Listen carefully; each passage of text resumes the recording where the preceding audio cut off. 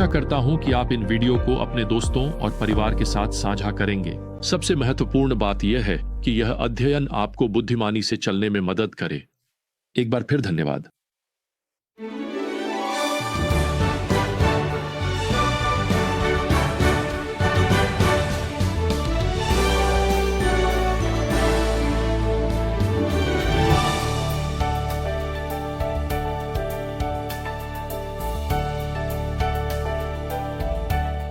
England में 1500 के शुरुआती वर्षों में बाइबल लैटिन भाषा में लिखी जाती थी।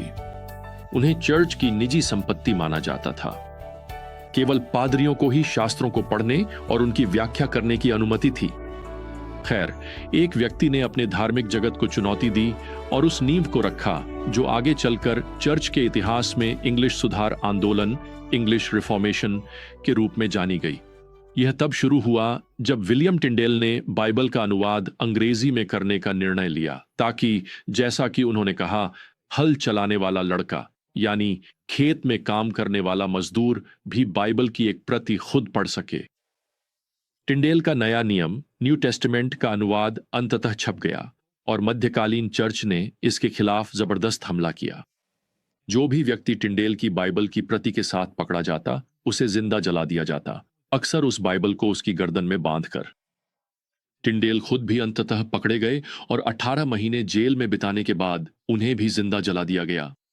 मरने से पहले उनके आखिरी शब्द थे, हे प्रभु, इंग्लैंड के राजा की आंखें खोल दें। लगभग एक सदी बाद भगवान ने उनकी प्रार्थना का उत्तर दिया जब इंग्लैंड के राजा जेम्स ने बाइबल के अंग्रेजी अनुवाद को अधिकृत किया। और यही विडंबना है, जब 1611 में किंग जेम्स बाइबल का पहला संस्करण प्रकाशित हुआ तो उसमें 90% विलियम टिंडेल के अनुवाद को शामिल किया गया था। हे प्रभु, उन्होंने प्रार्थना की थी, इंग्लैंड के राजा की आंखें खोल दें। और भगवान ने 100 साल बाद उस प्रार्थना का उत्तर देने के लिए कदम उठाया।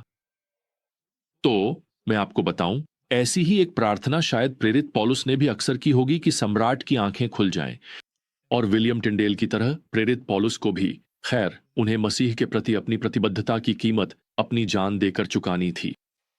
अब जब पौलुस दूसरी तीमुथियुस की 4 अध्याय लिख रहे हैं तो वह एक ऐसी जेल में बंद हैं जिसे चूहों का बिल उपनाम दिया गया है। उन्हें पता है कि उनकी फांसी अब बस आने ही वाली है। वह अपनी अंतिम पत्री तीमुथियुस को कुछ प्रभावशाली शब्दों के साथ समाप्त करते हैं और आप देख सकते हैं कि वह अपने अंतिम आदेश में यहाँ पहले पद में कितने गंभीर लगते हैं।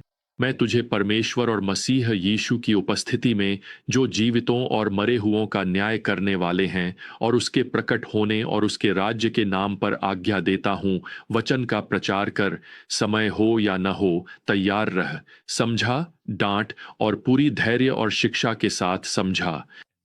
तो यही है मुख्य बात।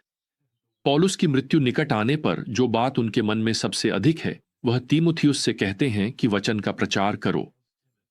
अब वह पहले ही समझा चुके हैं कि बाइबल परमेश्वर की प्रेरित, दिव्य प्रेरित और हर विश्वासी को जीवन के लिए तैयार करने के लिए पर्याप्त है, और अब वह बस तीमुथियुस को इसे प्रचार करने का आदेश देते हैं।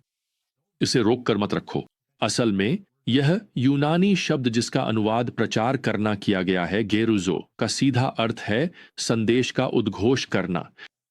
तो पास्टर की भूमिका यह नहीं है कि वह अपनी सोच बताए, बल्कि यह है कि वह परमेश्वर की सोच बताए। वह अपना खुद का संदेश नहीं बना रहा है, वह परमेश्वर का संदेश प्रचार कर रहा है। मैंने एक बड़े चर्च के एक पास्टर को कहते सुना कि वह अब खुद को प्रचारक कहलवाना नहीं चाहता। वह चाहता था कि उसे संप्रेषक, कम्युनिकेटर कहा जाए। तो मैं आपको बता दूं, एक संप्रेषक अपना खुद का संदेश बना सकता है, लेकिन एक प्रचारक एक उद्घोषक होता है। पुराने समय में एक उद्घोषक बस आकर चिल्लाता था, सुनो सुनो, और फिर वह राजा का संदेश खोलकर पढ़ता था। अब राजा के संदेश पर निर्भर करता है कि वह उद्घोषक शायद बहुत अलोकप्रिय भी हो सकता था। तो पौलुस यहां तीमुथियुस को याद दिला रहा है कि वह हर समय तैयार रहे, चाहे समय अनुकूल हो या प्रतिकूल। दूसरे शब्दों में, जब यह सुविधाजनक हो और जब इसकी सराहना की जाए, या जब इसका उपहास किया जाए और इसे नजरअंदाज किया जाए। सच्चा बाइबल आधारित प्रचार उपदेशक को पद 2 के अनुसार पूरी धैर्य और शिक्षा के साथ समझाने, डांटने और प्रोत्साहित करने के लिए प्रेरित करेगा।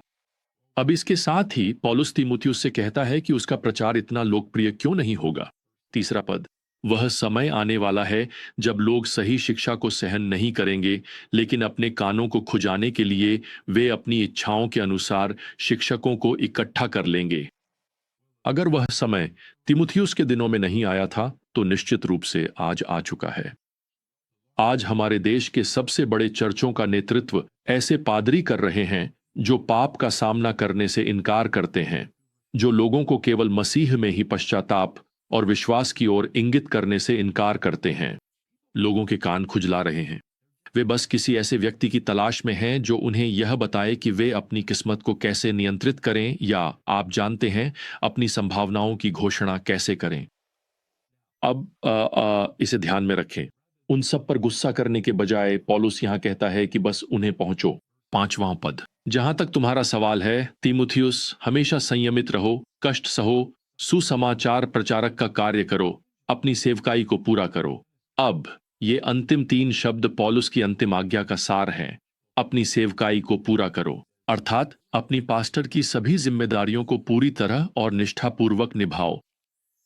खैर, इसके साथ ही पौलुस यहां 6ठे पद में कुछ सबसे मार्मिक शब्द लिखते हैं।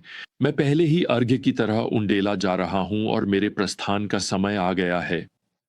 अब इज़राइल में अर्घ्य पेय भेंट को बलि के मेमने पर उस समय उंडेला जाता था जब उसे वेदी पर जलाया जाता था और उसका धुआं ऊपर की ओर एक सुगंधित धुंध के रूप में उठता था। और पौलुस यहां कह रहे हैं कि वे प्रसन्न हैं कि वे अपनी मृत्यु के द्वारा मसीह की उपस्थिति में चढ़ने वाली उस छोटी सी क्षणिक धुएं की लहर बन जाए। वे यहां 7वें पद में कहते हैं, मैंने अच्छा युद्ध लड़ा है, मैं दौड़ पूरी कर चुका हूं, मैंने विश्वास को बनाए रखा है। वह उस शाश्वत पुरस्कार की प्रतीक्षा कर रहे हैं जिसके बारे में वे यहां 8वें पद में लिखते हैं, धर्म का मुकुट। अब यह उस धार्मिकता के उपहार का प्रतिनिधित्व करता है जो केवल मसीह के माध्यम से दी जाती है। तो अपने शब्दों और अपने कार्यों या उदाहरण में जो हम देखते हैं, उसके द्वारा पौलुस यहां तीमुथियुस से मूल रूप से यही कह रहे हैं, तीमुथियुस, आगे बढ़ते रहो, हार मत मानो, भीड़ को खुश करने के लिए अपना संदेश मत बदलो, परमेश्वर के वचन का प्रचार करते रहो। अब इस अध्याय के शेष भाग में हमारे पास पौलुस की अंतिम इच्छाएं हैं।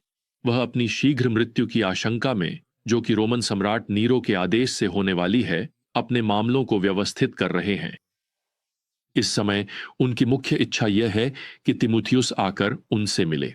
वह यहां 9वें पद में कहते हैं, जहां तक हो सके जल्दी मेरे पास आना। वह यहां पद 10 से 12 में समझाते हैं, अगर आप कल्पना कर सकें कि केवल उनके मित्र लूका ही उनके साथ हैं, तो पौलुस थोड़ा घर की याद में है। वह थोड़ा अकेला महसूस कर रहे हैं। देमास नामक एक व्यक्ति ने पौलुस को छोड़ दिया है और वह फिर से संसार में लौट गया है। उनके सहकर्मी यहां सेवकाई में इधर उधर बिखरे हुए हैं। वह लिखते हैं, क्रेसेंस गलातियां चला गया है, तीतुस दलमथिया गया है। पद 10। पद 12 में पौलुस लिखते हैं, तुखिकुस को मैंने इफिसुस भेजा है। अब सबसे अधिक संभावना है कि तुखिकुस इफिसुस जा रहे हैं और पास्टर तीमुथियुस के पास, ताकि यह पत्र जिसे हम 2 तीमुथियुस कह रहे हैं पहुंचाया जा सके। खैर, इसके साथ ही पौलुस यहां पद 11 में कुछ अद्भुत और चौंकाने वाली बात लिखते हैं, मरकुस को ले आना और उसे अपने साथ लाना, क्योंकि वह मेरी सेवकाई के लिए बहुत उपयोगी है। आपको याद होगा कि मरकुस ने पौलुस और बरनबास को उनकी पहली मिशनरी यात्रा पर छोड़ दिया था, और खैर पौलुस फिर कभी मरकुस का उपयोग करने में रुचि नहीं रखते थे। अब वह मरकुस के जीवन पर एक दिलचस्प टिप्पणी और प्रशंसा प्रस्तुत करते हैं। स्पष्ट है कि वर्षों में मरकुस परिपक्व हो गया था और खैर पौलुस भी नरम पड़ गए थे। यह प्रियजनों एक अद्भुत उदाहरण है कि असफलता अंतिम नहीं होनी चाहिए। यह हमारी गलतियों से सीखने का एक अवसर है। स्पष्ट है कि मरकुस ने भी ऐसा ही किया। अब इसके साथ ही पौलुस स्वीकार करते हैं कि उनकी 3 विशेष आवश्यकताएं हैं। अब ये आवश्यकताएं एक ऐसे व्यक्ति के लिए महत्वहीन लग सकती हैं जो मरने वाला है, लेकिन जैसे ही वह जेल में कष्ट झेल रहे हैं, पौलुस पूरी ईमानदारी और पारदर्शिता के साथ लिख रहे हैं, सबसे पहले वह अपनी शारीरिक आवश्यकताओं के लिए सहायता मांग रहे हैं। वह अपनी भारी चादर चाहते हैं ताकि उस ठंडी जेल में खुद को गर्म रख सकें। दूसरी बात, उनकी बौद्धिक और आध्यात्मिक आवश्यकताएं भी स्पष्ट रूप से हैं। वह अपनी किताबें और अपने पत्र पत्रिकाएं परचमेंट्स मंगवाते हैं।